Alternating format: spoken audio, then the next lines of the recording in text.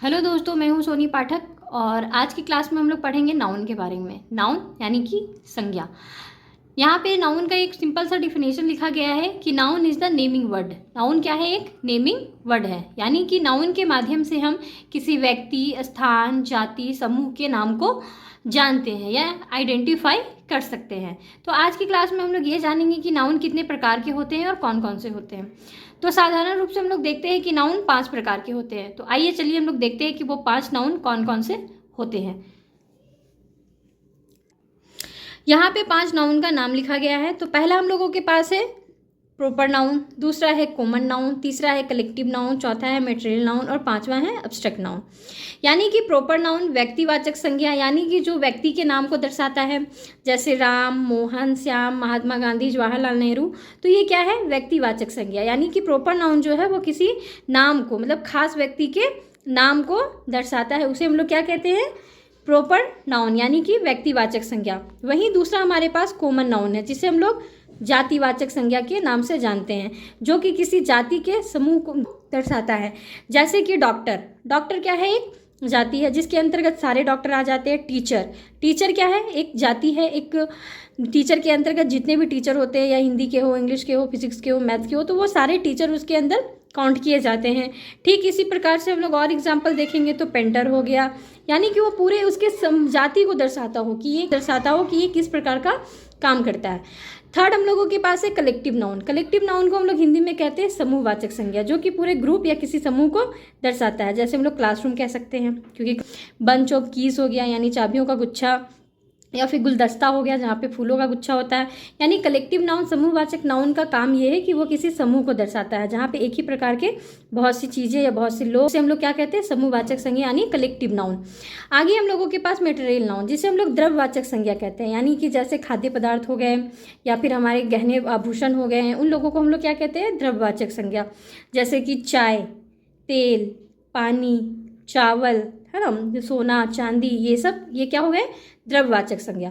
अगला हम लोगों के पास है एब्स्ट्रैक्ट नाउन। एब्स्ट्रैक्ट नाउन यानी भाववाचक संज्ञा, जो कि हमारे भाव को व्यक्त करता है कि खूबसूरती एक भाव है, दुखी एक भाव है ना। तो जहाँ जिस शब्द से या जिस नाम से हमें भाव का पता चलता है, उसे हम लोग एब्स्ट्रैक्ट नाउन कहते हैं।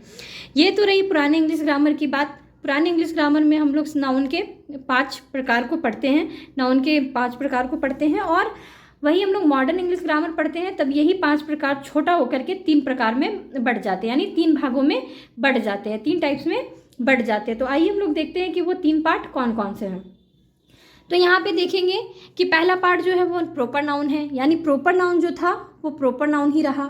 दूसरा हम लोगों के पास हो जाता है काउंटेबल नाउन, मतलब गणनीय संज्ञा, जिसे हम लोग गिन सकते हैं। अगला हम लोगों के पास है अनकाउंटेबल नाउन, जिसको हम लोग गिन नहीं सकते। तो अब हम लोग देखते हैं कि काउंटेबल नाउन और अनकाउंटेबल नाउन क्या है। तो यहाँ पे हम लोग एक सिंपल सा इस पिक्चर में देख सकते हैं कि कलेक्टिव नाउन और कॉमन नाउन को मिलाकर काउंटेबल नाउन बनाया गया है, यानी कि जातिवाचक संज्ञा और समूहवाचक संज्ञा को मिला करके काउंटेबल नाउन यानी गणनीय संज्ञा को बना दिया गया है। वहीं द्रव्यवाचक संज्ञा और भाववाचक संज्ञा को मिला करके अनकाउंटेबल नाउन यानी अगण्य संज्ञा बना दिया गया है। यानी कि मटेरियल नाउन, एब्स्ट्रैक्ट नाउन क्या हो गए? ऐसे संज्ञा हो गया जिसे गिना नहीं जा सकता, और कॉमन नाउन और कलेक्टिव नाउन जो है वो ऐसे संज्ञा बन गया जिसे गिना जा सकता है, और प्रॉपर नाउन जहाँ था वहीं पे वो रहा। अब हम लोग देखते हैं इसके एग्जाम्पल, है ना, प्रॉपर नाउन का। तो राम, श्याम, पटना, ये सब क्या है? किसी व्यक्ति या और स्थान का नाम है, जैसा कि मैंने अभी थोड़ी देर पहले आपको बताया था। दूसरा है countable noun, girl, animal, classroom. तो गर्ल जो हो गया तो वो क्या हो गया? आपका कॉमन नाउन, जातिवाचक संज्ञा, यानी कि गर्ल के सारे समूह को बता रहा है कि वो गर्ल कैसी है, छोटी है, बड़ी है, मोटी है, पतली है, सबको बता रहा है। एनिमल भी क्या हो गया? कॉमन नाउन हो गया। इससे भी जानवर के संपूर्ण जाति को दर्शाया जा रहा है, यानी कि कुत्ता है, बिल्ली है, भैंस है, गाय है, क्या है वो इसके अंतर्गत सब आ जाते हैं। जितने भी एनिमल की प्रजाति होते हैं, जानवर की जितनी भी प्रजाति होते हैं, वो इसके अंतर्गत आ जाते हैं। वही हम लोग देखेंगे क्लासरूम। क्लासरूम क्या है? कलेक्टिव नाउन है, यानी कि एक समूह है, एक ग्रुप है बच्चों का जो कि क्लास में पढ़ते हैं। नेक्स्ट हम लोग देखेंगे अनकाउंटेबल नाउन। तो अनकाउंटेबल नाउन का हम लोगों के पास एग्जाम्पल है ऑयल, है ना। Gold and beauty. ऑयल जो हो गया वो हमारा मटेरियल नाउन के अंतर्गत आ गया, द्रव्यवाचक संज्ञा के अंतर्गत आ गया, इसे हम लोग गिन नहीं सकते। गोल्ड भी आपका द्रव्यवाचक संज्ञा के अंतर्गत आ गया, इसे भी हम लोग गिन नहीं सकते। इन लोगों को हम माप सकते हैं, तौल सकते हैं, लेकिन इनको गिन नहीं सकते। ठीक उसी प्रकार ब्यूटी जो है वो एब्स्ट्रैक्ट नाउन के अंतर्गत आ गया, क्योंकि सुंदरता को भी हम लोग गिन नहीं सकते, उसे हम लोग देख सकते हैं या फिर महसूस कर सकते हैं। तो आई होप कि आज की क्लास आपके लिए यूज़फुल रहा हो, और किसी भी प्रकार की अगर कोई भी समस्या आपको हो तो आप ज़रूर कमेंट करके बताएं, और अगर आपको डिटेल्स में इसके क्लासेस चाहिए तो आप कमेंट करके ज़रूर बताएं। तब तक के लिए धन्यवाद। बने रहें हम लोगों के साथ, लाइक कमेंट और सब्सक्राइब कर लें हमारे चैनल को, और शेयर करना ना भूलें। Thank you.